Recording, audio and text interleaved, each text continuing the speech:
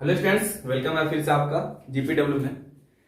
हम आज एक बहुत इंपॉर्टेंट टॉपिक लेकर के आए झारखंड लैब असिस्टेंट के लिए, है ना। जैसा कि आपको पता है कि जीपीडब्ल्यू तैयारी करा रहा है झारखंड लैब असिस्टेंट के लिए, जिसमें से आज हम लोग सेंटर ऑफ मास को देखने वाले हैं कि सेंटर ऑफ मास क्या है, कैसे हम लोग फाइंड करते हैं सेंटर ऑफ मास किसी भी बॉडी का, किसी भी सिस्टम का।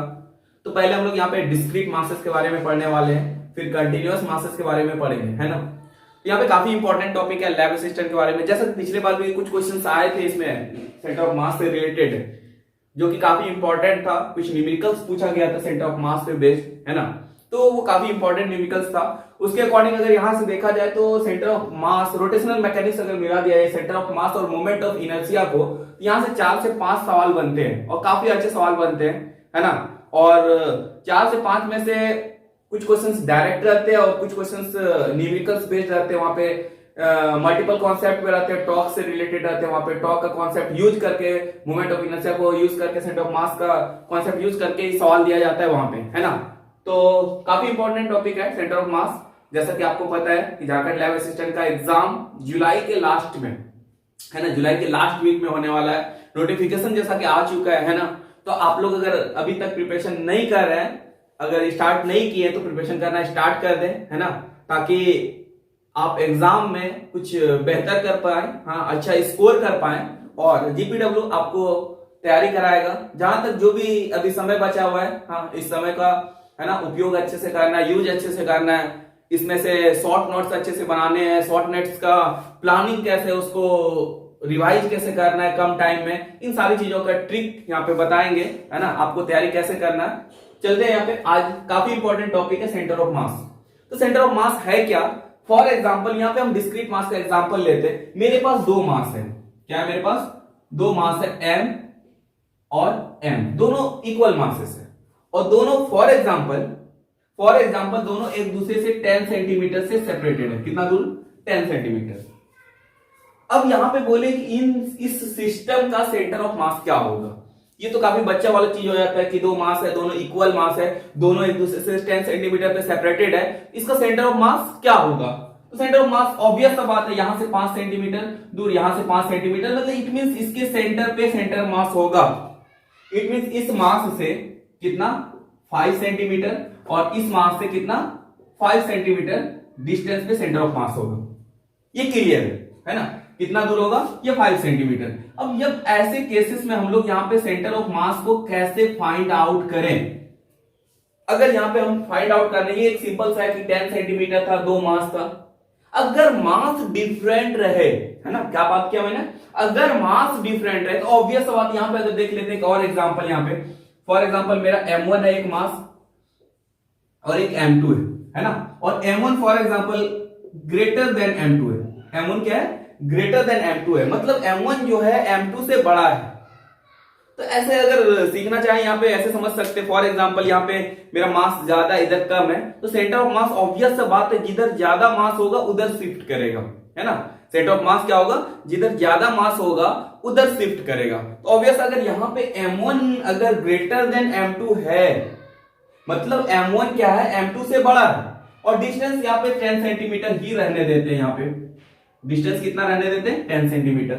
अब कितना मास है वो डिपेंड करता है, हम उसको एक एग्जांपल लेके मास का समझाएंगे यहाँ पे। तो पहले यहाँ पे देख लेते हैं कि m1 m2 2 मास है, दोनों एक दूसरे से 10 सेंटीमीटर पर सेपरेटेड है। तो दोनों जब एक दूसरे से 10 सेंटीमीटर सेपरेटेड है, लेकिन यहाँ पे एक कंडीशंस दिया हुआ है कि m1 greater than m2, m1 क्या है? ग्रेटर देन m2 है। तो ऑब्वियसली यहाँ पे सेंटर पे तो सेंटर ऑफ मास नहीं होगा, ये तो फिक्स है ना। इसके सेंटर पे सेंटर ऑफ मास अब नहीं होना है, ये फिक्स है, ओके ना। तब सेंटर ऑफ मास कहां पे होगा? ऑब्वियस बात, इतना सा तो कंफर्म है कि ये सेंटर ऑफ मास इसके सेंटर से इधर खिसकेगा, जिधर ज्यादा मास है, जिधर ज्यादा मास है उधर खिसकेगा। अब कितना खिसकेगा ये डिपेंड करता है कि इससे m2 से ये m1 कितना ज्यादा है ना। तो यहां पे हम क्या बोले कि m1 ग्रेटर देन m2 है, दोनों एक दूसरे से 10 सेंटीमीटर पर सेपरेटेड है। तो यहां पे क्या बोले कि सेंटर ऑफ मास इस बार अब सेंटर पे तो नहीं रहना है, सेंटर ऑफ मास m1 की तरफ खिसकेगा, m1 की तरफ स्लाइड करेगा। कितना करेगा तो डिपेंड करता है कि M1 क्या है और M2 क्या है, तब उसके बाद यहाँ पे हम बताने वाले हैं। तो अगला एग्जांपल यहाँ पे लेते हैं। अगर मेरे पास ये 10 kg है, कितना है 10 kg है, और अगला क्या है मेरा 5 kg है, दो मास है। अब यहां पे समझ सकते हैं अच्छे से इसको, है ना, एक 10 kg मास है, एक 5 kg है, और यहां पे जो इस बार सेपरेशन है उसको 10 सेंटीमीटर ही रहने देते हैं। कितना रहने देते हैं 10 सेंटीमीटर, इसमें कोई चेंजिंग नहीं करे। अब यहां पे हमको क्लियर कट पता चल जाएगा कि सेंटर ऑफ मास 10 kg की तरफ होगा, या 10 kg से कितना दूर होगा, या 5 kg से कितना दूर होगा।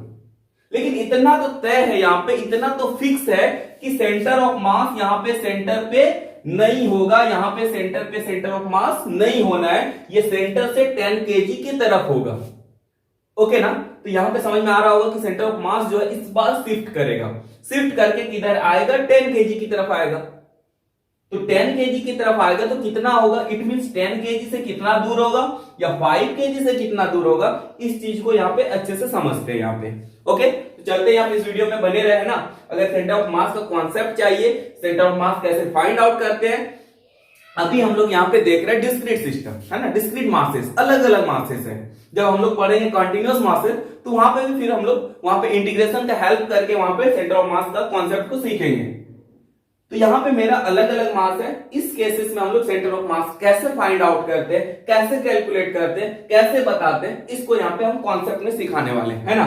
तो यही सवाल है। अब ये फिक्स हो गया कि सेंटर ऑफ मास इसके इन दोनों मास के सेंटर पर नहीं होगा, वो सेंटर ऑफ मास 10 kg की तरफ होगा। अब इससे कितना दूर इधर हो जाए कहना मुश्किल है ना, कहना मुश्किल है। चलते हैं यहाँ पे इसको सॉल्व करते हैं। ओके, तो मेरा ये सवाल सॉल्व होगा कैसे, तो सबसे पहले कुछ ट्रिक है यहाँ पे, इसको फॉलो करना होगा, इस चीज को समझना होगा, उसके बाद फिर इस सवाल को सॉल्व कर सकते हो। ओके, तो चलते हैं यहाँ पे। सबसे पहले यहाँ पे कोऑर्डिनेट मान लिया जाता है ना, ऑरिजिन मान लिया जाता है कि किसी को भी आप मान सकते हो।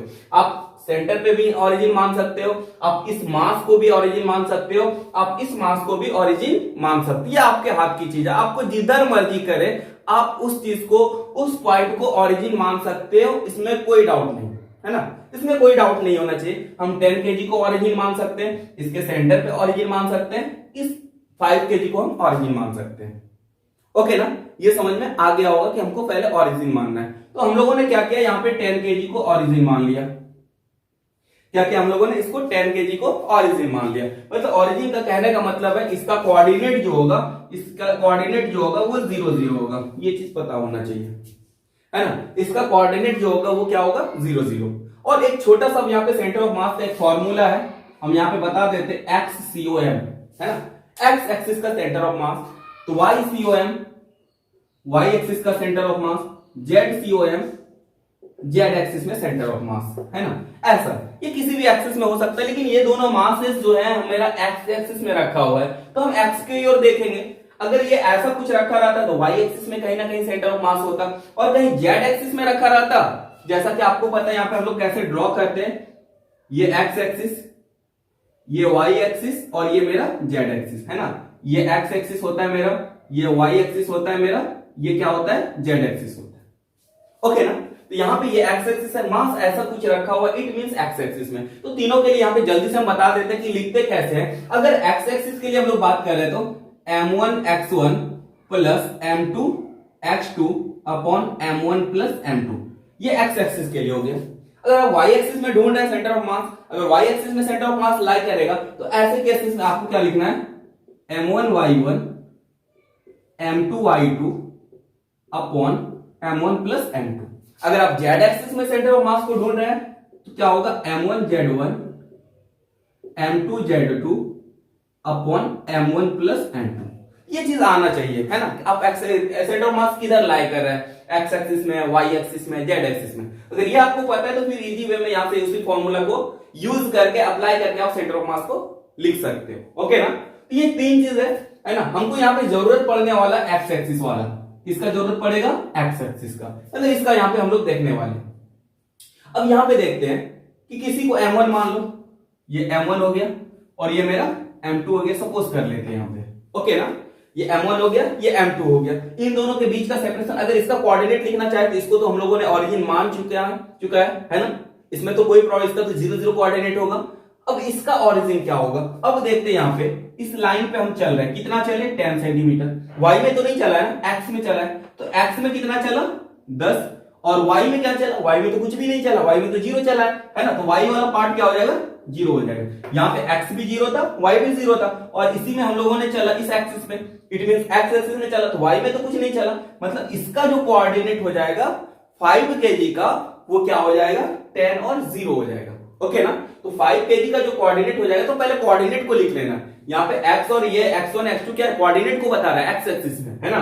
m1 m2 तो पता ही है, दोनों मास है ना। यहाँ पे जैसे कि y CM के लिए जब y एक्सिस में जब हम लोग सेंटर ऑफ मास ढूंढते हैं, तो वहां पे क्या लिखते हैं m1 y1 क्या है, y एक्सिस का कोऑर्डिनेट है, y2 क्या है, y एक्सिस का कोऑर्डिनेट है ना। जैसे यहाँ पे लिखते हैं z COM, z एक्सिस में जब हम लोग सेंटर ऑफ मास को ढूंढते हैं, तो m1 तो पता है दोनों मास है, m1 m2, z1 क्या है, z एक्सिस का सेंटर कोऑर्डिनेट है, z2 क्या है, वो z एक्सिस का कोऑर्डिनेट। इतना तो पता होना चाहिए। ओके ना, ये जब पता हो गया कि 10 kg को हम लोगों ने ओरिजिन माना, 10 kg को हम लोगों ने ओरिजिन माना, और फिर इसका ओरिजिन का कोऑर्डिनेट 0 0 होता है, फिर यहाँ पे इसका 5 kg का कोऑर्डिनेट हम लोगों ने लिख लिया। तो यहाँ पे इनका तो जरूरत है नहीं, इसको हम मिटा लेते हैं यहाँ पे, है ना। फिर आगे बढ़ते हैं। तो मेरा अगला जो कहानी है यहाँ पे, अगला जो कहानी की, जैसे m1 मेरा कितना है 10 kg है ना, m1 10 है, और x1 कितना है, x1 मतलब ये पार्ट को देखना है, कितना है 0, फिर प्लस m2 कितना है मेरा 5 kg है, और x2 कितना है मेरा, ये x वाला, ये x2, इसको हम लोग लिखते हैं ना x1 y1, और इसको क्या लिखते हैं हम लोग x2 y2 लिख लेते हैं। तो x2 मेरा कितना है 10 है, तो यहाँ पे हम लोगों ने 10 लिख लिया, और फिर अपॉन m1 क्या है मेरा 10 और प्लस 5, तो मेरा ये तो 10 इंटू 0 0 हो जाएगा, 5 इंटू 10 50 अपॉन 15, है ना, 5 3 5 10, क्या हो गया मेरा 10 अपॉन 3, ये क्या आया एक्स COM, ये जो आया मेरा 10 अपॉन 3 सेंटीमीटर, इट मींस इसको बोल सकते हैं यहाँ पे 3.33 सेंटीमीटर। अब ये डिस्टेंस कहां से आया, ये सवाल आता है कि कहां से आया ये एक्स COM जो आया, कहां से आया, ये वहीं से आया जिसको आपने ओरिजिन माना हुआ है ना। ये कहां से आया, जिसको आपने ओरिजिन माना हुआ है। ओरिजिन कौन है, ओरिजिन यहाँ पे 10 kg है, तो ये जो सेंटर ऑफ मास जो आया मेरा एक्स एक्सिस में, वो 3.33 सेंटीमीटर, वो कहां से आया, वो 10 kg से, मतलब यहां से हम लोग जब इधर चलेंगे, यहां से इस 10 kg से कितना दूर 3.33 सेंटीमीटर, यहां पे हमको जो भी डिस्टेंस होगा वो सेंटर ऑफ मास कहलाएगा इस सिस्टम का। ओके ना, इस सिस्टम का इस 10 kg से 3 पॉइंट, मतलब सेंटर से, तो सेंटर से इसका 5 होता, मतलब यहां पे हमको लिख लेना है 3.33 सेंटीमीटर, ये यहां तक होगा, मतलब इसके सेंटर से इधर ही होगा। सेंटर इसका क्या होगा 5 सेंटीमीटर, यहां से उससे इधर ही होगा, ये मैंने पहले भी बोला था, है ना। ये जो मास ज्यादा होगा सेंटर ऑफ मास उधर शिफ्ट करेगा, ये तो तय है। कितना शिफ्ट करेगा, इस जिस मास को हम लोगों ने, और वहां से कितना दूर होगा, तो हम लोग इस फॉर्मूला का हेल्प लेकर के फिर ऐसे केसेस में हम लोग यहाँ पे सेंटर ऑफ मास को कैलकुलेट कर लेते हैं, फाइंड आउट कर लेते हैं। आई होप मजा आया होगा, समझ में आ गया होगा सेंटर ऑफ मास क्या है, कैसे कैलकुलेट करते हैं डिस्क्रीट मासेस सिस्टम में, अलग अलग मासेस सिस्टम में। फिर मिलते हैं नेक्स्ट वीडियो में। Okay bye.